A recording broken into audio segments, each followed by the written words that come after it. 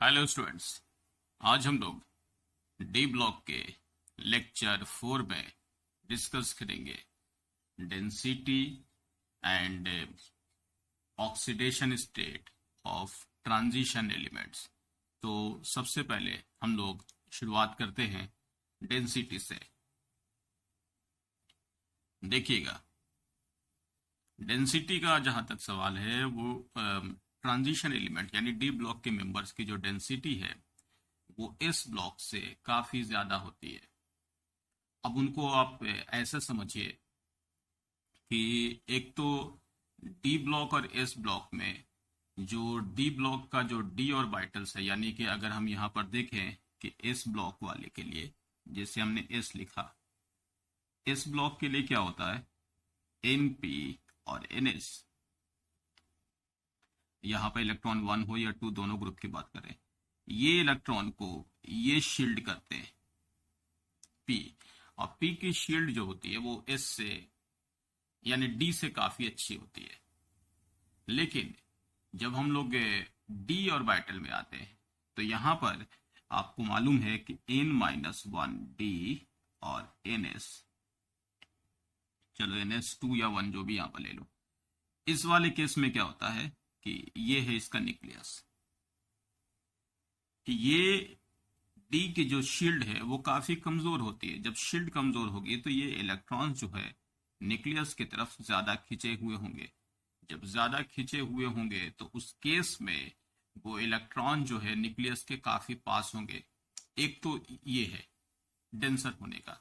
दूसरा एक और भी आपको वजह है कि ये इलेक्ट्रॉन्स के लिए जब ये न्यूक्लियस है n-1 डी ns2, ठीक है, यहां पर मान लेते 1 है, ये ऐसा ns2 ये 1 ले लिया। दूसरे में n-1 डी ns2 ये 2। अब आप ध्यान दीजिएगा कि इलेक्ट्रॉन तो इनर शेल में आ रहे हैं, यानी कि डी के जो इलेक्ट्रॉन्स हैं वो इनर शेल में आ रहे हैं। जब इनर शेल में आएंगे तो ऑटोमेटिक क्या होगा कि इलेक्ट्रॉन जो होगा वो ज्यादा पास होगा, यानी कि वो ज्यादा डेंसर होगा। तो उस केस में ये मेन दो वजह है जिस वजह से डी ऑर्बिटल्स जो आपके पास हैं, यानी कि जो डी ब्लॉक के जो मेंबर्स हैं उनके डेंसिटी जो है एस ब्लॉक से काफी ज्यादा होती है। अब डेंसिटी के लिए हम यहाँ पर उसी चीज को एक्सप्लेन कर दें आपसे। ये देखिएगा, the atomic volume of the transition elements are low compared with the elements of group 1 and group 2। ठीक है, एटॉमिक वॉल्यूम जो है डी ब्लॉक की कम ही होगी क्योंकि उनकी स्क्रीन पुअर है डी की।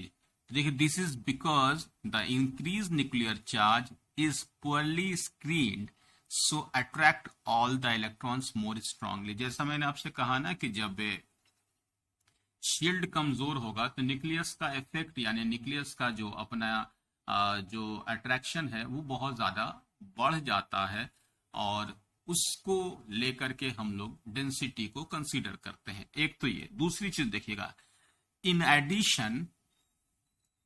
Addition the extra electron added occupy inner orbitals due to this density of transition metals are high। जैसा मैंने आपको दिखाया था इस एग्जांपल में कि जब इलेक्ट्रॉन्स आप ऐड करते हैं तो वो इनर ऑर्बिटल्स में ऐड करते हैं।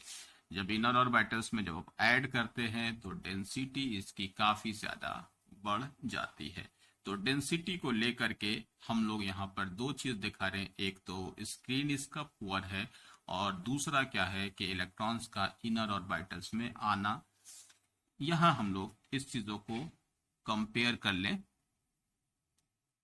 देखिएगा, स्कैंडियम टू कॉपर डेंसिटी बढ़ती है क्योंकि एटॉमिक मास बढ़ता है। मास के बढ़ने से डेंसिटी भी बढ़ेगा, और डी ब्लॉक का जैसे कहा गया है वॉल्यूम जो क्या है वो कम होता है।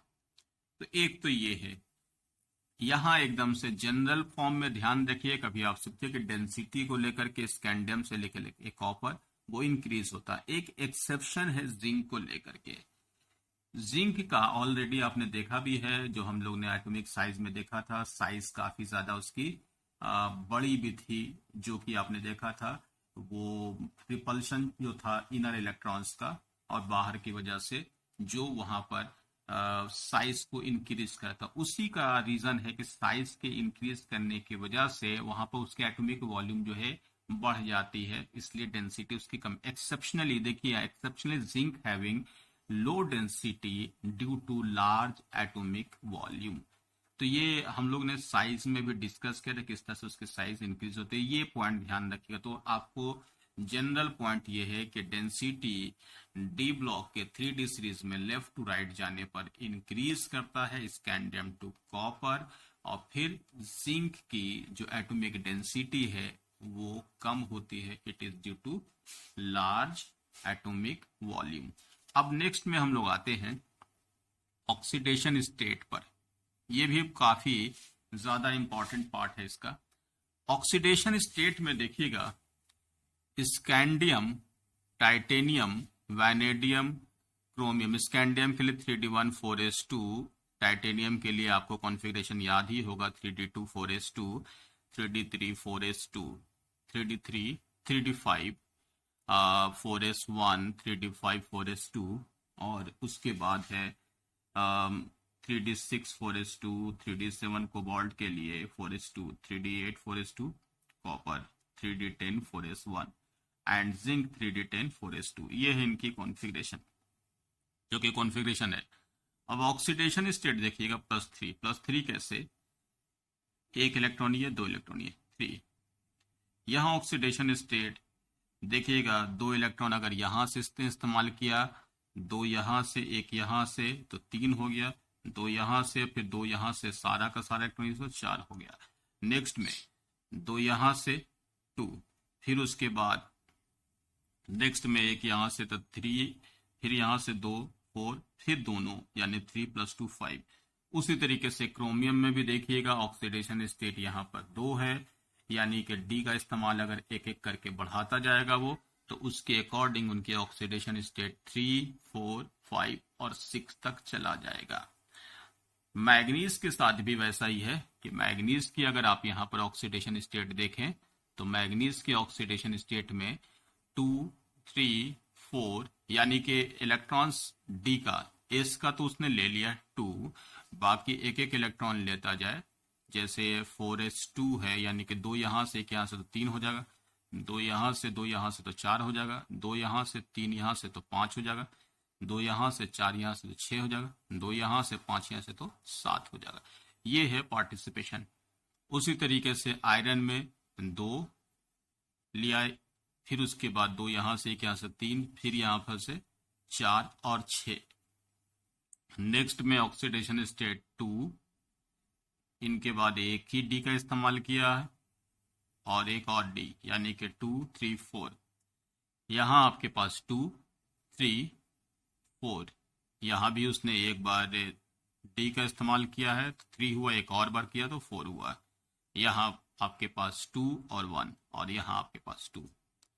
आपको एक कॉमन चीज दिखा दें कि आप सबसे पहले देखिए कि जब आप यहाँ देख रहे हैं तो यहाँ पर डी और एस के इलेक्ट्रॉन पार्टिसिपेट कर रहे हैं 3, यहाँ भी डी और एस के इलेक्ट्रॉन पार्टिसिपेट कर रहे हैं 4, यहाँ भी डी और एस के पार्टिसिपेट कर रहे हैं तो 5, यहाँ भी देखिए 5 + 1 6, यहाँ भी 5 + 2 7, यहाँ 6 + 2 8 नहीं आया है। यानी कि यहाँ से मैग्नीज के बाद जब आप आयरन की बात कर रहे हैं और उसके पीछे वाले केमिकल में, तो डी ऑर्बिटल्स की पार्टिसिपेशन कम होनी शुरू हो गई, और आपको इससे ये अंदाजा हो रहा होगा कि इनके पास वैलेंस इलेक्ट्रॉन, यानी कि जो पॉजिटिव चार्ज है, वो इनके आउटर मोस्ट ऑर्बिट के इलेक्ट्रॉन एस और डी दोनों को कंबाइन करके मैक्सिमम तक पहुंच रहे हैं। लेकिन आयरन से राइट साइड में जिंक तक पहुंचेगा तो वहां पर ऑक्सीडेशन स्टेट में डी का पार्टिसिपेशन धीरे धीरे धीरे धीरे कम होता जा रहा है। तो ये आपको समझना है कि यहां पर ऐसा क्यों हो रहा है, उसको लेकर के हम लोग अभी बात करते हैं। एक बात यहां पर अगर आपसे पूछे तो आपसे अगर पूछा जाए कि ऑक्सीडेशन स्टेट कहां पर वेरिएबल आपको नहीं दिख रहा है, तो स्कैंडियम का +3 ऑक्सीडेशन स्टेट ही मिलता है, और यहाँ जिंक का +2। ये दो केमिकल हैं जिनमें वेरिएबल ऑक्सीडेशन स्टेट नहीं लिखा हुआ है, यानी वेरिएबल ऑक्सीडेशन स्टेट नहीं मिलेगा। स्कैंडियम का +2 प्रैक्टिकली देखने को नहीं मिलता, इसलिए वहां पर हमने इसका यूज नहीं किया है। मेनली +3 ही आपको मिलेगा, तो इसलिए यहां पर स्कैंडियम का 3 और यहां पर 2 ले लिया। ये बात हो गया। अब बात कर रहे थे कि इनमें घट क्यों रहा है, कम क्यों रहा। तो आप देखिएगा, अगर मैंने यहां ले लिया न्यूक्लियस ले लिया, हम लोग को जैसे ये बताया गया कि जैसे इस साइड आओगे तो साइज जो है धीरे धीरे कम होगा, फिर कांस्टेंट होगा, फिर थोड़ा सा बढ़ेगा, यानी कि इधर वाले केमिकल की साइज बड़ी है। साइज बड़ी होने की वजह से ये है 3D और ये है मान लेते हैं 4S, क्योंकि अभी हम 3D की बात कर रहे हैं। अब यहां पर हम कोई केमिकल मान लेंगे, निकेल वगैरह को उठा ले, यहां पर हमने स्कैंडियम को उठा लिया, यहां आप निकेल का उठा लो, 3D, और यहां आपके पास 4S। ठीक है, ये केमिकल में 3D और 4S, ये देखिए इनमें न्यूक्लियस का होल्ड कम है, साइज बड़ा है, तो इसका पार्टिसिपेशन इधर जो है बहुत ज्यादा होगा इस तरफ, तो एस के इलेक्ट्रॉन के साथ डी भी यूज होगा। यहां देखिए न्यूक्लियस का होल्ड साइज छोटा होने की वजह से न्यूक्लियस के होल्ड बढ़ जाते, होल्ड बढ़ने की वजह से यहां पर इनका इलेक्ट्रॉन का पार्टिसिपेशन कम होता जाएगा। इस वजह से जब हम लोग ट्रांजिशन सीरीज के 3D सीरीज में आते हैं तो हम लोग एक जनरलाइज फॉर्म देखते हैं कि जब लेफ्ट टू राइट जा रहे हैं तो लेफ्ट टू राइट जाने पर 3D सीरीज में पार्टिसिपेशन ऑफ डी ऑर्बिटल्स, यानी डी ऑर्बिटल्स के इलेक्ट्रॉन का पार्टिसिपेशन धीरे धीरे कम होता जा रहा है, क्योंकि उस पर न्यूक्लियस का होल्ड बढ़ता जाएगा। जब न्यूक्लियस का ज्यादा होल्ड होगा तो जाहिर सी बात है कि इलेक्ट्रॉन्स को पार्टिसिपेट करने से रोकेगा, और यही चीज आप यहाँ पर देख भी रहे हैं कि इलेक्ट्रॉन का पार्टिसिपेशन राइट साइड में कम होता जा रहा है। और यहाँ पर देखा भी जाए तो मैग्नीज के बाद, आयरन के बाद तो उसने टोटल डी का इस्तेमाल किया ही नहीं, मैग्नीज तक ही में टोटल डी इलेक्ट्रॉन का इस्तेमाल किया गया है, तभी तो इसकी ऑक्सीडेशन स्टेट 7 तक पहुंच रही है। तो ये तो हुआ इलेक्ट्रॉन का पार्टिसिपेशन डी ऑर्बिटल्स में कम हो जाना राइट साइड में, लेफ्ट टू राइट। तो इसीलिए अब देखिए कि लेफ्ट साइड में हायर ऑक्सीडेशन स्टेट वाले बनते हुए दिख रहे हैं, और जैसे से राइट साइड में आ रहे हैं हायर ऑक्सीडेशन स्टेट बनते हुए कम दिख रहे हैं। अब एक बात और, एक और चीज भी देखिएगा कि अगर हम आपसे पूछे कि ये भी क्वेश्चन आता है कि 3D सीरीज में सबसे ज्यादा डी ऑर्बिटल्स का पार्टिसिपेशन किसका हो रहा है, तो जिसके पास ज्यादा, यानी कि मैग्नीज का। तो मैग्नीज की maximum oxidation state 3D series में होती है। फिर से सुनिएगा, maximum oxidation state 3D series में किस केमिकल का है, तो वो आपके सामने दिख रहा है, वो है मैग्नीज का। मैग्नीज का ऑक्सीडेशन स्टेट कहां तक जाता है, तो वो ऑक्सीडेशन स्टेट +7 तक पहुंच जाता है। तो मैक्सिमम ऑक्सीडेशन स्टेट मैग्नीज का आपने कहा +7 तक जाता है। ये हो गई बात।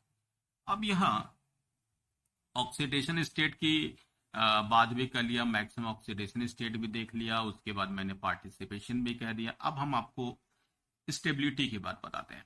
स्टेबिलिटी यानी कौन से केमिकल किस ऑक्सीडेशन स्टेट में स्टेबल होंगे। वैसे स्टेबिलिटी किसी केमिकल की हम लोग जब यहाँ पर चेक करेंगे आगे, तो आपसे हम डिस्कस करेंगे। स्टेबिलिटी के लिए 3 मेन फैक्टर काम करते हैं।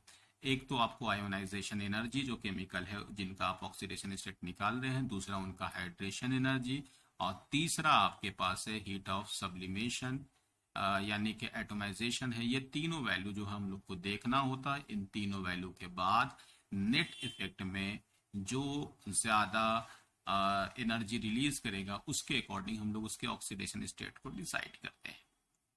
तो उस ऑक्सीडेशन स्टेट में हम लोग के पास तीन मेन फैक्टर्स काम करते हैं जिससे हम लोग किसी नतीजे पर पहुंचते हैं कि कौन सा oxidation state in aqueous solution ज्यादा स्टेबल होगा। लेकिन हम आपको एक जनरलाइज फॉर्म दिखाते हैं, इनको आप ध्यान रखिएगा, तो आपको वो नहीं भी आता है तो भी आप बता सकते हैं। स्कैंडियम की ऑक्सीडेशन स्टेट स्टेबल +3 में होती है, यानी ये +3 में ही बनेगा, कोई और इसका ऑक्सीडेशन स्टेट नहीं आएगा।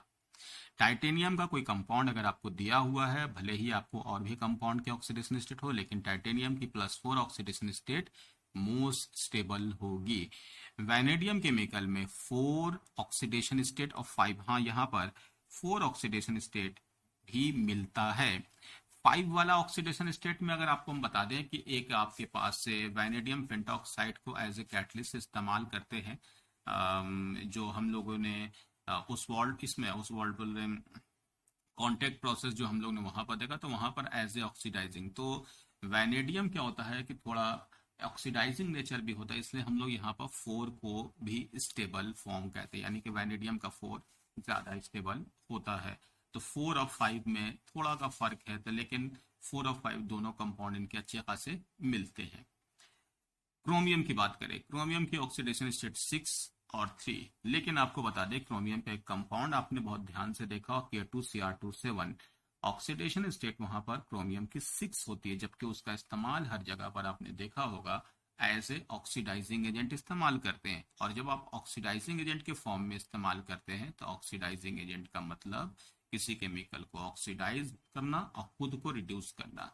जब वो किसी को ऑक्सीडाइज करता है तो जहां तक उसको ऑक्सीडाइज करना वो करेगा, लेकिन जब वो खुद रिड्यूस होता है तो रिड्यूस होकर के कौन से ऑक्सीडेशन स्टेट में आता है, आपने ध्यान नहीं दिया होगा, वो आता है +3 में। तो it is most stable oxidation state in solution. तो सॉल्यूशन में क्रोमियम का ऑक्सीडेशन स्टेट +3 होता है। मैग्नीज केमिकल के साथ यहाँ पर 7 है, 7 ये +7 ऑक्सीडेशन स्टेट है। और आपको फिर से बता दें, एक और कॉमन केमिकल की बात कर ले यहाँ आपसे, वो कॉमन केमिकल है KMnO4 पोटेशियम पर मैग्नेट, जहां पर मैग्नीज की ऑक्सीडेशन स्टेट +7 होती है। +7 ऑक्सीडेशन स्टेट आपने बहुत ज्यादा इस्तेमाल किया है, वो भी अच्छा ऑक्सीडाइजिंग एजेंट होता, वो किसी केमिकल को ऑक्सीडाइज करने में यूज करते हैं। यानी कि जब ऑक्सीडाइजिंग एजेंट के फॉर्म में इस्तेमाल होता है तो वो अपने आप को रिड्यूस करेगा, किसी दूसरे को ऑक्सीडाइज करेगा तो अपने आप को रिड्यूस करके +2 में। तो it is more stable in aqueous solution.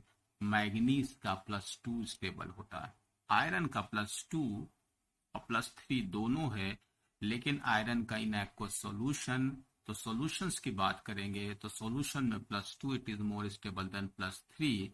अब आप बोलोगे कि यहाँ पर ये कैसे हो गया, एक्चुअल में हम आपको इसके जो इलेक्ट्रोड पोटेंशियल की वैल्यू देखेंगे तो उस केस में हम लोग को वहां पर उस चीज में डिस्कस करेंगे कि in solution iron +2 it is more stable then +3। +2 की स्टेबिलिटी सॉल्यूशन में +3 से ज्यादा होती है। उसी तरीके से कोबाल्ट का भी अगर आप वहां पर देखेंगे, +2 +3 को कंपेयर करेंगे, उनके +2 +3 दोनों बनते हैं in solution, +2 it is more stable then +3। निकल के लिए तो आपको मालूम ही है, निकल के ऑक्सीडेशन स्टेट भी 4 भी बनते हैं 2, लेकिन 2 इट इज मोर स्टेबल।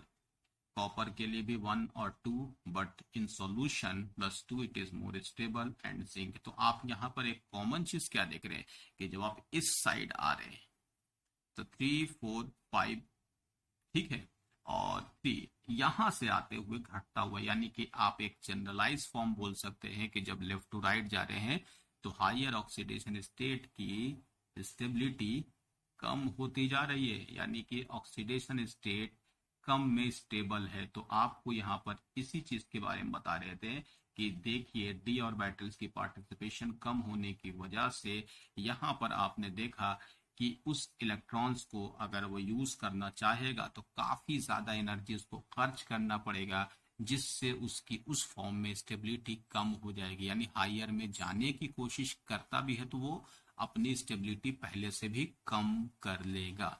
इसलिए यहाँ पर वाले केमिकल की जो स्टेबिलिटी है वो लोअर ऑक्सीडेशन में ज्यादा है, जबकि इस साइड वाले केमिकल की स्टेबिलिटी हायर ऑक्सीडेशन स्टेट में ज्यादा है। तो ये आपके पास एक समराइज फॉर्म है। एक बार फिर से बता दें, स्कैंडियम +3 में स्टेबल है, टाइटेनियम +4 में है, वैनेडियम 5 में, क्रोमियम 3 में, उसके बाद मैग्नीज का +2 है, आयरन का भी +2 है, कोबाल्ट का भी +2 है, निकल +2 है, कॉपर का +2 और जिंक +2 में ही होता है। तो ये इनकी ऑक्सीडेशन स्टेट है, इनको ध्यान रखिएगा।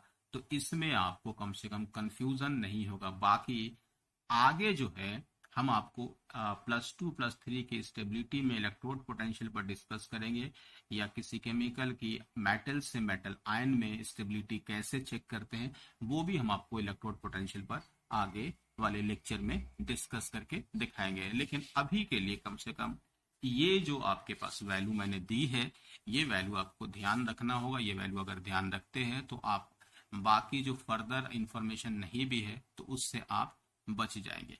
अब यहाँ पर आते हैं प्लस लोअर ऑक्सीडेशन स्टेट के बाद नेक्स्ट में हम यहाँ पर हायर ऑक्सीडेशन स्टेट में नेक्स्ट पार्ट नोट यहां लिखा है stability of the different oxidation state, stability of the different oxidation state depends upon the nature of the elements, ठीक है, which metal is combined, which the metal is combined. यहां एक बड़ी important चीज है, यहां देखिएगा, एक सबसे मेन चीज आपको बता दें कि यहां पर देखिए higher oxidation state found in the compound. यहां पर एक बात कहा गया है कि अगर कोई कंपाउंड दिया हुआ है और आपको एक ही ऑक्सीडेशन स्टेट है, वो अलग अलग केमिकल पर भी मैटर कर जाता है। मतलब आपको अभी तो मैंने कह दिया कि सॉल्यूशन में कोई केमिकल जो है वो आयंस के फॉर्म में किस आयंस में रहेगा वो स्टेबल है, लेकिन ये कंपाउंड की बात हो रही है कि किसी कंपाउंड में भी स्टेबिलिटी चेक करेंगे तो क्या कंपाउंड में सिर्फ मेटल ही देखेंगे कि साथ में उनके पास वाले केमिकल भी देखा जाएगा? तो उनके पास वाले केमिकल भी देखे जाते हैं। तो वो मेटल के ऑक्सीडेशन स्टेट की बात की, डिफरेंट ऑक्सीडेशन स्टेट में nature of elements with which the metal is combined, किसके साथ कंबाइंड है। तो एक बहुत इंपॉर्टेंट पॉइंट है, the highest oxidation state are found in compounds of fluoride and oxides. आपको यहाँ पर बहुत इंपॉर्टेंट पॉइंट ये समझना है कि जनरली जितने भी ऑक्सीडेशन स्टेट, जो हायर ऑक्सीडेशन स्टेट होते हैं, या फ्लोराइड और ऑक्साइड्स में, इन दोनों की इलेक्ट्रोनिगेटिविटी काफी ज्यादा है। नंबर 1 पर फ्लोरीन की इलेक्ट्रोनिगेटिविटी और नंबर 2 पर ऑक्सीजन होती है। तो ये नेचर में ये बहुत ज्यादा आपको ऑक्साइड और फ्लोराइड्स के केमिकल आपको देखने को बहुत ज्यादा मिलते हैं, क्योंकि ये इस फॉर्म में बहुत ज्यादा स्टेबल होते थे। ये सबसे इंपॉर्टेंट पॉइंट है, highest oxidation state are found in compound fluoride and oxides. अब यहाँ because fluorine and oxygen are most electronegative element, जो मैंने आपको बताया। अब एक एग्जांपल आपको दिखाया है यहाँ, CrF6, CrCl6, CrBr6 और CrI6, इस तीनों में स्टेबिलिटी पूछा जाए तो अभी आपसे कहा गया कि फ्लोराइड वाले और जो ऑक्साइड्स वाले ज्यादा स्टेबल है। अगर एक बहुत कॉमन चीज बता दे कि इनमें इनका क्या इस्तेमाल है, तो फ्लोरीन की इलेक्ट्रोनिगेटिविटी ज्यादा है, वो इस केमिकल को होल्ड करके ज्यादा रखेगा। एक तो ये। दूसरा, हम आपको एक और चीज यहां पर लिख दें कि F-, Cl-, Br- और I-, ये केमिकल्स F-, अभी तो थोड़ी देर पहले ये कहा गया था कि मैंने क्रोमियम का एग्जांपल लिया, ऐसे बाकी केमिकल में भी ये वैलिड है। अभी तो ये कहा गया था कि हाईएस्ट ऑक्सीडेशन स्टेट में क्रोमियम ना जा करके वो लोएस्ट +3 में ही जाएगा, लेकिन हम तो बात कर रहे हैं कि अगर उनको 6 में रहना है, अगर वो 6 में रहना चाहेगा तो कौन सा ऐसा केमिकल है जो उसको 6 में रख सकता है, इसकी बात हो रही है। मतलब यहां पर +3 +6 में बात होगी तो 3 वाला मिलता है, लेकिन हम तो बात कर रहे हैं कि 6 में ही अगर उसको रखना है तो कौन सा उनके साथ केमिकल ज्यादा सुटेबल होगा। तो आपको बता दें कि क्रोमियम का +6 अभी थोड़ी देर पहले कहा कि बहुत अच्छा ऑक्सीडाइजिंग एजेंट है। ऑक्सीडाइजिंग का मतलब होता है खुद को रिड्यूस करना, किसी दूसरे को ऑक्सीडाइज करना। तो अब आपको यहाँ पर दिखा दें कि क्रोमियम तो +6 में सब में कॉमन है। अब हैलाइड आयन जब हम लोग पढ़ेंगे तो हैलाइड आयन ये आपको मालूम, इनकी रिड्यूसिंग नेचर ऑर्डर ऐसा है, I- it is a powerful reducing agent, उसके बाद Br- Cl- F-। जब ये पावरफुल रिड्यूसिंग है, जैसे I- रिड्यूसिंग एजेंट, अच्छा तो रिड्यूसिंग एजेंट का काम क्या होता है, इनके अकॉर्डिंग पढ़ें तो ये खुद ऑक्सीडाइज होते हैं, दूसरे को रिड्यूस करते हैं। और ऑक्सीडाइजिंग का काम क्या होता है, खुद रिड्यूस होते हैं और किसी दूसरे को ऑक्सीडाइज करते। तो आप देख सकते हैं कि इसमें दोनों हाइयर है, यानी कि आयोडीन भी I- भी चाहता है कि अपने आप को ऑक्सीडाइज कर ले, और क्रोमियम भी चाहता है कि वो अपने आप को रिड्यूस करे। तो ऐसे केमिकल आपके पास यहाँ पर है। यहाँ पर देखिए क्रोमियम तो चाहेगा कि नीचे आए, लेकिन फ्लोराइड की रिड्यूसिंग पावर कम है तो वो नीचे नहीं जाएगा, यानी वो F2 में नहीं जाएगा, तो वो F- के फॉर्म में ही रहेगा, जिसमें क्रोमियम को वो होल्ड करके रखेगा। तो इस हिसाब से अगर हम आपसे पूछें कि स्टेबिलिटी ऑर्डर किसका ज्यादा है, तो फ्लोराइड, ब्रोमाइड, आयोडाइड में तो आप बोलोगे सबसे ज्यादा फ्लोराइड का। तो वही बता रहे थे कि फ्लोराइड वाले फॉर्म नॉर्मल वे में ज्यादा जो है अपने आप में नेचर में मिलते हैं, फ्लोराइड के फॉर्म में या ऑक्साइड के फॉर्म में। और वैसे ही आपको बता दें कि ये केमिकल बनते भी नहीं है, ये केमिकल बनता ही नहीं है, सिर्फ 6 ऑक्सीडेशन स्टेट में फ्लोराइड ही बनते हैं। और आपको एक और कॉमन चीज बता दें कि यहाँ पर तो ये केमिकल था, लेकिन एक formal normal chemical MF, MCl, MBr और Mi कुछ ऑक्सीडेशन स्टेट है। तो इनमें ऑर्डर आपको यही चलेगा,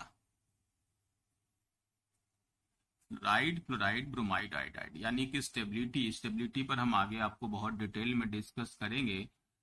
तो स्टेबिलिटी के पॉइंट ऑफ व्यू से अगर फ्लोराइड लगा हुआ और ऑक्सीडेशन स्टेट वहां पर सेम है, तो सेम ऑक्सीडेशन स्टेट में फ्लोराइड, क्लोराइड, ब्रोमाइड और आयोडाइड आपको जनरली ज्यादा स्टेबल मिलते हैं। तो खैर, तो यहाँ पर हमने कहा कि अगर हाइयर ऑक्सीडेशन स्टेट में किसी केमिकल को रहना होगा तो उनका फॉर्म जो है फ्लोराइड या ऑक्साइड का हो, या हाइयर ऑक्सीडेशन स्टेट में जो केमिकल आप देखते हैं नेचर में वो फ्लोराइड या ऑक्साइड्स के फॉर्म में होते हैं। तो वो आपको यहाँ पर दिखाता है। अब यहाँ पर एक और कॉमन चीज आपके पास यहाँ पर रख रहे हैं, higher oxidation states are more stable in heavier transition elements. अब हम फिलहाल 3D से हट करके 4D और 5D में आ गए।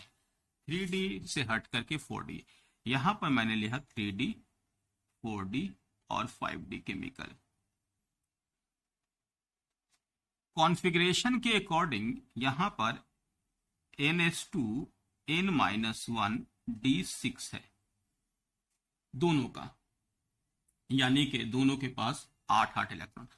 याद होगा अभी जब हम आयरन की बात कर रहे थे तो उनकी ऑक्सीडेशन स्टेट जो हम आपको दिखा रहे थे, वो ऑक्सीडेशन स्टेट आप ध्यान से देखिएगा, वो आयरन की ऑक्सीडेशन स्टेट जो है वो 6 तक ही लाके छोड़ दिया था, जबकि उसी के नीचे वाले ग्रुप के मेंबर 4D और 5D वाले केमिकल्स जो हैं उनकी ऑक्सीडेशन स्टेट 8 तक पहुंच जाती है। तो इसीलिए दिखा रहा है कि हेवियर मेंबर ऑक्सीडेशन स्टेट में डी ऑर्बिटल्स की पार्टिसिपेशन करा पाते हैं। अब बोलोगे ऐसा कैसे हुआ, जब यहां पर न्यूक्लियस का इफेक्ट ज्यादा है तो यहां पर भी होगा, नहीं। एक्चुअल में क्या है, 3D से 4D और 4D से 5D में जब हम लोग पहुंचते हैं तो आपने लिखा है कि 3D से 4D और 4D से 5D वाले फॉर्म में जो हम लोग वहां पर जाते हैं तो साइज उस हद तक बढ़ जाती है। साइज के बढ़ने से पार्टिसिपेशन उनका आगे यानी डी के ऑर्बिटल्स के इलेक्ट्रॉन्स का हो जाता है। एक तो ये फैक्टर है। दूसरा, जब वो इलेक्ट्रॉन पार्टिसिपेट करते हैं यानी कि ऑक्सीडेशन स्टेट अलग अलग फॉर्म में जाते हैं, तो उन फॉर्म के बनने में जो एनर्जी का जो रिक्वायरमेंट है वो धीरे धीरे नीचे की तरफ कम होता जाता है। जैसे हम आपको एक एग्जांपल से दिखा दें, जैसे निकेल है, निकेल का +2 बना और उसी के नीचे प्लेटिनम है, निकेल के नीचे हम लोगों ने ये देखा हुआ ना कोऑर्डिनेशन में प्लेटिनम, इन दोनों की आयोनाइजेशन एनर्जी, ये मान लेते हैं ये x है और इसकी आयोनाइजेशन एनर्जी y है +2 में। तो आपको तो मालूम है कि आयोनाइजेशन के अकॉर्डिंग जिसमें ज्यादा एनर्जी लगी होगी वो वाला जो होगा वो उसके रिस्पेक्ट में कम स्टेबल होगा या उस ऑक्सीडेशन स्टेट में नहीं जाना चाहेगा। तो यहां पर y ग्रेटर देन x है, तो इसका मतलब क्या हुआ कि +2 में, निकल +2 में रहना ज्यादा अच्छा पसंद करेगा प्लेटिनम के रेस्पेक्ट में। अब चलो आते हैं इसी को आगे लेकर के Na को यहां पर +4 में पहुंचा दिया, यहां पर ले लिया आयोनाइजेशन एनर्जी, यहां पर ले लिया A, और प्लैटिनम के लिए यहां पर ले लिया Pt+4 B। Here ionization energy A much greater than B।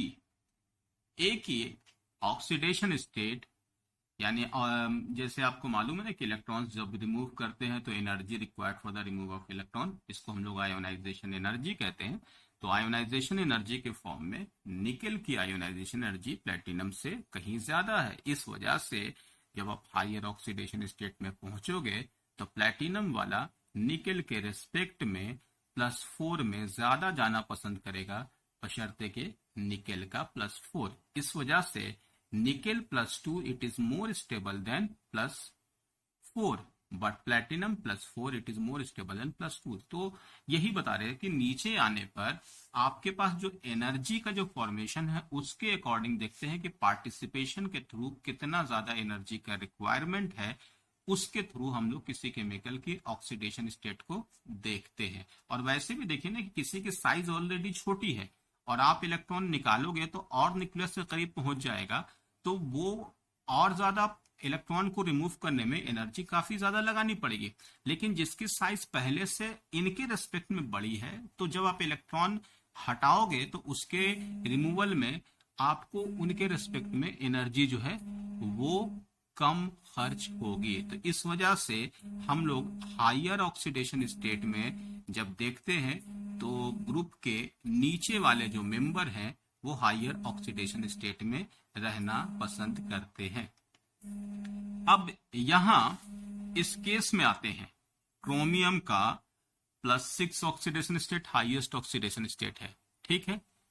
और उसी के नीचे अगर हम लोग यहां पर देखें, मॉलिब्डेनम का भी +6 और टंगस्टन का भी +6, ये ग्रुप ऑक्सीडेशन से जो क्रोमियम का आपने देखा था।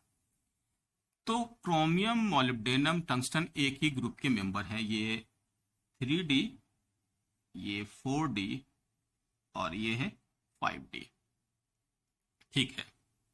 अब आपने कहा 3D सीरीज है, तो 3D सीरीज में लोअर ऑक्सीडेशन स्टेट और 4D 5D में हायर ऑक्सीडेशन स्टेट।